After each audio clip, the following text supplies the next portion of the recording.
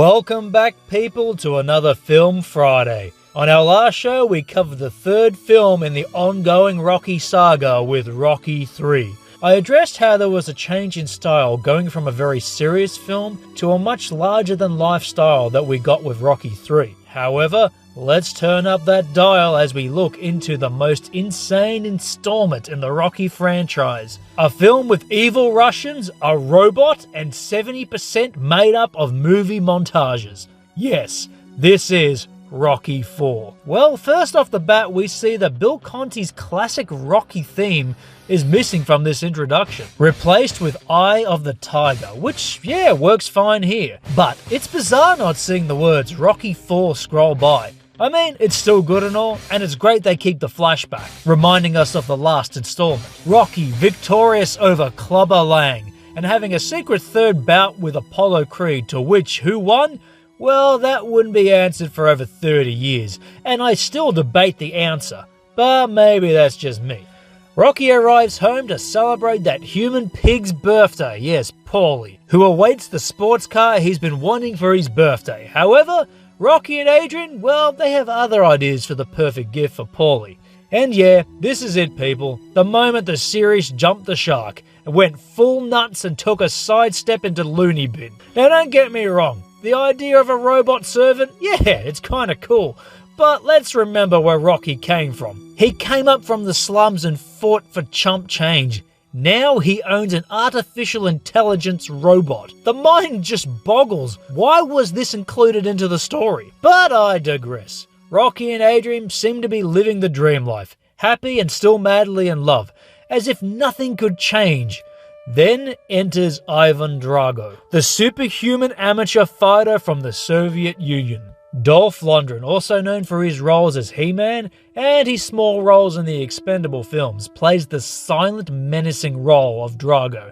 So extremely good, I might add. Lundgren at the time was an extreme unknown, only appearing in small roles, such as films like James Bond's A View to a Kill. And going from the brash, cocky Apollo Creed to the hyper pitbull style that was Clubber Lang, it's great to see Drago is a man of very little words. And I mean very little words. To me, he was the real first silent villain, in mainstream films that is. Drago's camp is seeking an exhibition bout with Balboa, as during this time the United States and the Soviet Union were in very deep bitter hatred towards each other. Angered by this, Apollo Creed, now retired from boxing since he's defeated the hands of Balboa, he himself wants to silence this Russian powerhouse and wishes to come out of retirement for one last fight. He seeks the approval of Rocky, turning the tables from the last film. This time it's Apollo seeking Rocky's help to train him for one last fight. But Rocky makes it clear that both are far too old for this, and that they have changed from the time they fought each other. Maybe it's time to move on.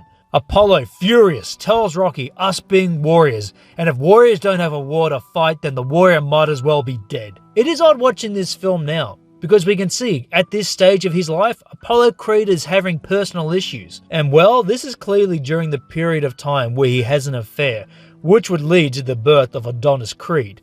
But we'll get on with that later on. Rocky, completely reluctant, finally agrees to train Apollo for the last fight of his career. The press conference itself, it's heated, with Apollo taking small digs at Drago and Russia. During all this, Drago sits silent, not a word spoken. But it isn't long before words turn into something more, as Ivan Drago shoves Apollo Creed with one hand, showing his forceful power, and in a symbol of things to come, tears down Apollo Creed's cardboard stand, foreshadowing things that would yet to happen. The fight is upon us. Drago arises from the ground into a full-on Las Vegas stage show, with singers, dancers, music, and James Dan Brown. From that little independent first movie to this full-on live stage show, Apollo decked out in his iconic Uncle Sam getup, reminiscent of his outfit that he wore against Rocky in their first fight together. It's showtime. Creed still taunting Drago right up until the first bell. As both men touch gloves, Creed tries slamming Ivan's gloves down, but they don't even budge. "You will lose" is the first haunting spoken words by Drago. And with that death stare, he just glares at Apollo. Round one begins, and Apollo, the much older fighter, dances around, sticking out that jab and hooks. It appears Drago can't even catch the faster, more slick Creed. But just when Apollo thinks he has it already in the bag, Ivan unleashes. With one blow caving in Apollo's head, blood spits from his mouth as Drago rains shot after shot. Apollo tries to fight back, but Drago is in now complete control. Shots to the body and head. The bell rings as Apollo falls into the ropes, blood-soaked and hardly able to stand. Rocky knows Creed stands no chance against the younger warrior. Balboa knows now, as we all do, Ivan Drago is for real. Rocky wishes to stop the fight, but Apollo begs him not to, and says to Rocky, don't stop this fight no matter what. Creed looks back at his wife sitting ringside knowing it would be the last time. Round 2 begins. Creed seems to have regained some of his earlier momentum, but it's short-lived. As Drago fires away again, shot after shot, Apollo can't do anything. And here lies one huge issue with Rocky IV, the refs. I mean, they are the worst in boxing history. Drago throws Creed across the ring, then here pushes the ref away, and yet nothing is done or said to Drago. And don't even get me started with the refereeing and Rocky Drago's fight. Blow after blow, Duke screams out to Rocky to throw in the towel, but it's too late. With one last crushing blow, kills Apollo. Creed falls to the canvas lifeless, and the crowd is in shock. Rocky rushes in, holding his former foe, now considered friend. Drago, in maybe the best line in the whole series, puts it simple to Rocky: if he dies, he dies. The music, the glare, sums up Drago right here. He is a force not to be messed with, and yeah, he is friggin' awesome. He, like Clubber Lang, makes this movie what it is. Rocky unable to let things be, knowing Apollo died, and in some ways he took the place in the fight that Rocky should have had. He agrees to fight Drago, but this time, the fight itself must be held in Russia. Adrian can't understand why Rocky must do this. He wins, Apollo is still gone. And see, this was my issue with Rocky 3. That it's fixed here. Adrian and Rocky's relationship. It's much deeper in Rocky 4. And besides all the over-the-top silliness in this film, their relationship is still grounded and has some great moments like this scene, where she tells Rocky he can't win. This being the first time she flat out tells Rocky he will lose. Rocky walks off and starts the first of many montages. And don't get me wrong, I love them. But it's like one long music video, starting here with no easy way out, as Rocky recalls the memories of his own journey, the friendships he has made, and the ones he has lost. Balboa, Paulie and Duke make their way to Russia, with Adrian staying back, not able to support Rocky for this time. And yes, people, the robot stays behind to help look after Rocky's son. Yes, I can't believe I'm even saying that. Rocky and crew land in snowy Russia as another music score takes place, making it the second in this film. They are taken to this very creepy run-down cabin, haunted by this ghost kid that just disappears without sight. Duke takes Rocky aside and admits to him, losing Apollo was like losing a son, and he understands why Rocky is here and why he has to do what he has to do. He, along with Paulie, will be here to aid him, but he knows well enough this is something Rocky has to do alone. I always loved this scene, as it shows Duke and Rocky in one of the first ever scenes together. Even though Duke trained Apollo to defeat Rocky, he was the one who always respected Rocky from the start.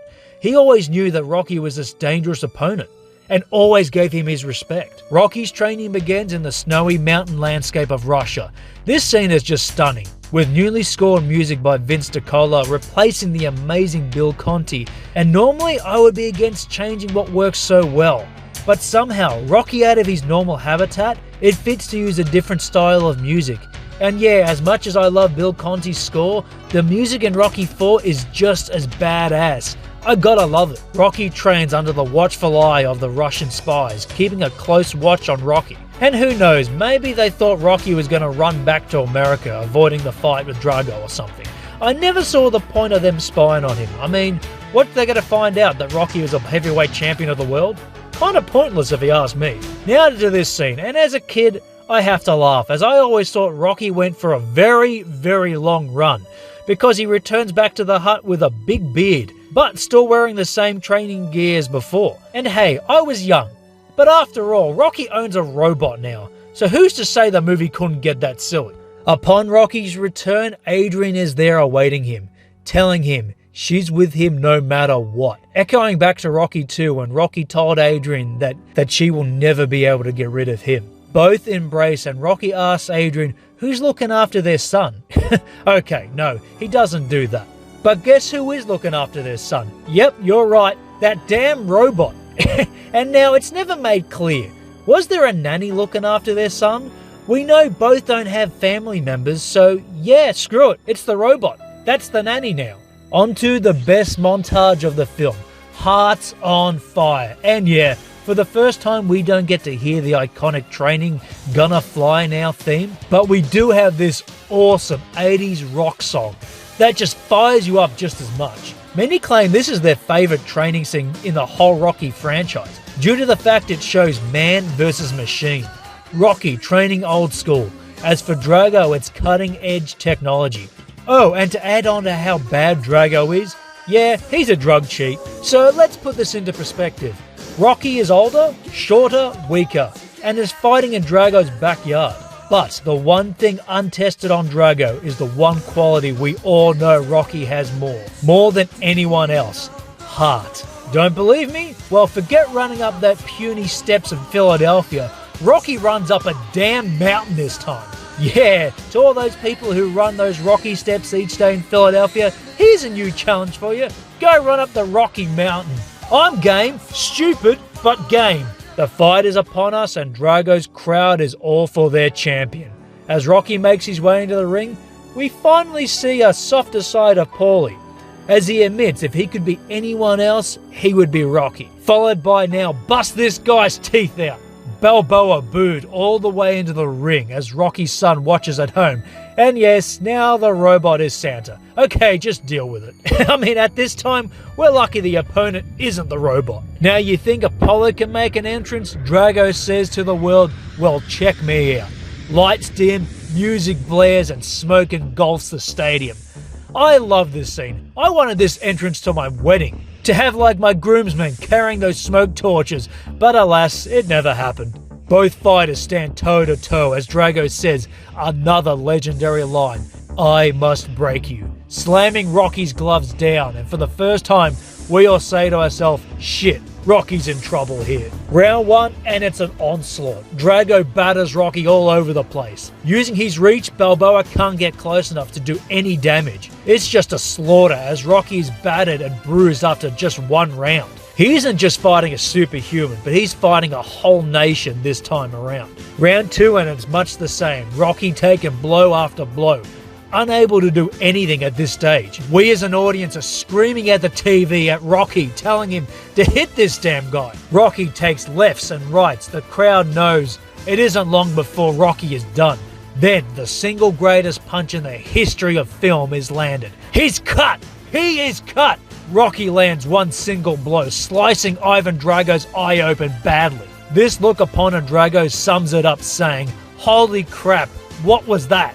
Rocky comes after Drago as he tries to fight back, but not this time. Balboa drives Ivan into the corner with devastating shots, and the crowd in Drago's corner are stunned. How could this little man do so much damage? I'll tell you how. He is Rocky Balboa, that's how.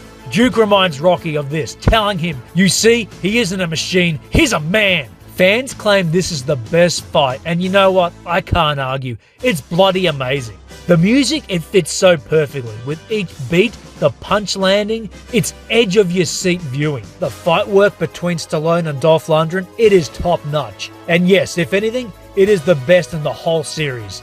And sure, it's over the top, but so is the tone of the film, so it all fits. The crowd slowly starts to support Rocky, and many claim this is bullcrap. And yes, I'm talking to you, Dad.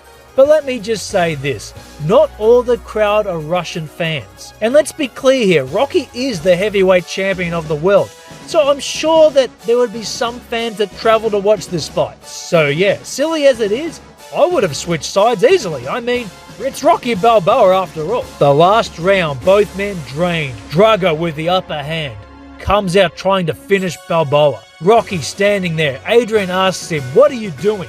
Rocky allowing Drago to hit him over and over again, but only allowing Drago to get closer. Then bam! Rocky lets loose, driving Drago back into the ropes. both men not giving each other an inch. Now Ivan Drago is in Rocky's field of strength, a toe-to-toe war.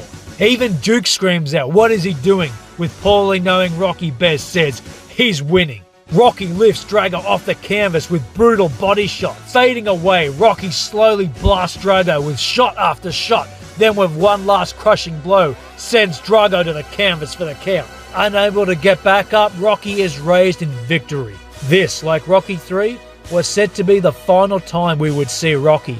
And yeah, we all know how that turned out. Rocky gives a speech I claim would change the world. He preaches to the people about peace and how it is better seeing 2 men kill each other in the ring than 20 men in a war, making it clear that we are all the same. And maybe if we can all change and see each other's points of view, then we can all change and be better off. The crowd roars with cheering. Rocky raises his hands in glory. And yeah, that's Rocky 4, people. Silly, but so damn awesome. It's fast-paced and not a single dull moment. And it's just so damn memorable.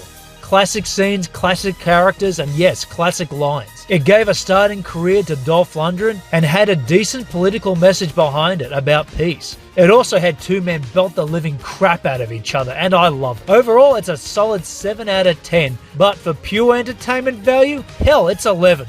No, it's a 12. It's a 15 out of 10. It's that much of a thrill ride. So that's another one down, and next time we move on to a film considered the worst and is hated by many. However, maybe, just maybe, you might be surprised what I have to say about this next film.